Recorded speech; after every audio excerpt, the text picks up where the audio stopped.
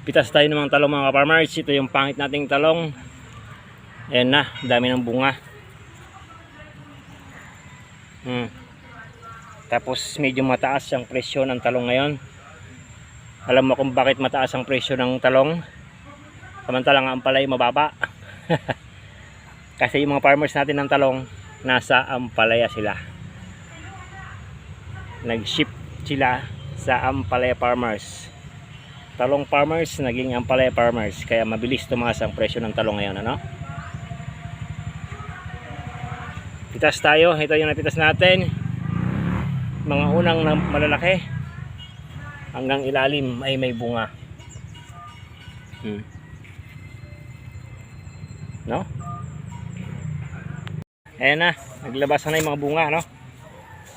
Yan ang itsura ni Calyx Stave 1 na pangit. Meron na tayong mapitas na malalaki. May pa isa-isa nang napipitas, ano? Update muna tayo. Kahapon nakapag-spray tayo dito ng foliar. Madamo na rin. Baka sa linggo makapag-spray ng herbicide. Ayan, mga bunga. No? Dahil ayaw kumain sa lupa,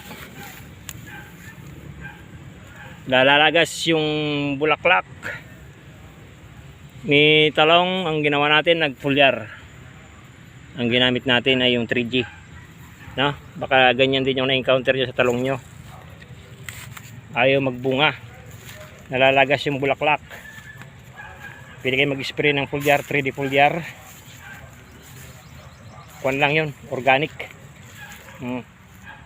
Para maglabas na ng bunga. Mahal pa naman ng talong. Ay nako. Ayan, mamapitas natin, oh. Medyo malalaki na. May mapitas tayong pa isa-isa ngayon. Na-update muna natin si talong na pangit. Ngayon ay gumaganda na. Ayan, may mga bunga na siya. Nangingintab na. Kasi dahil pang maliliit. Ayan. Tapos mga bulaklak na dami na rin. Effective yung foliar na ginagamit natin, ano? Nakatatlong beses pa lang tayong mag foliar, pero ganyan na yung resulta. Gumanda yung mga dahon. Ito rin yung inispray natin ng Ariel pang white flies. Naglabasan na yung maliliit.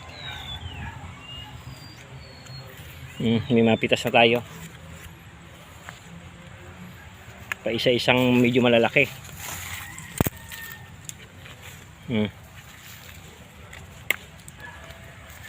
Ayun, marami nang lumalabas na maliliit dito sa ating talong. Sana makaabot tayo sa magandang presyo. Ayun, dami maliliit eh, oh. Effective yung foliar. Pag ayaw kumain sa lupa, mag-spray lang ng foliar. The best yung 3G.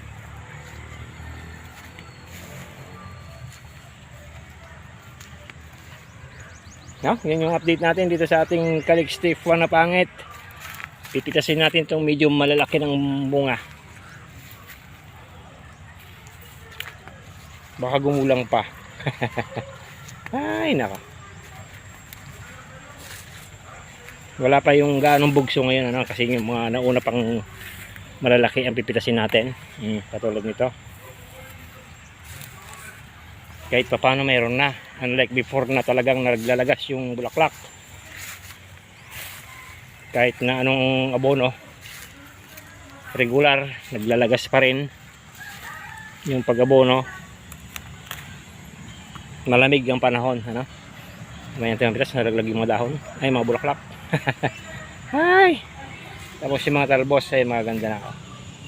Kahit pa paano lumalaki na yung mga dahon niya.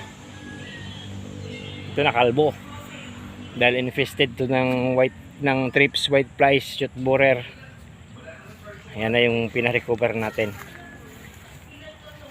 Okay naman yung kinalabasan, ano? Ayan yung ating update dito sa ating talong. Thank you.